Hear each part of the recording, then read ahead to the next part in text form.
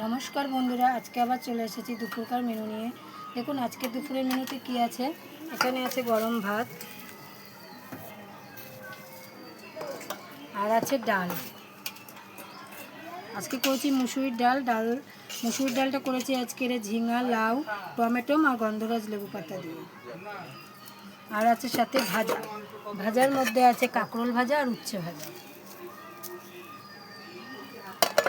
আর একটু ঘরে আলু ছিল, কুমড়ো ছিল, সেটা সেদ্ধ করে মেখে রেখেছি।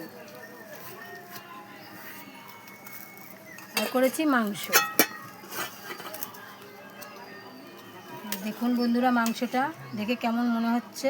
রংটা তো দেখে মনে হচ্ছে ভালোই হয়েছে। এই মাংসটাও করেছি নামানোর আগে গন্ধরাজ লেবু পাতা দিয়েছি।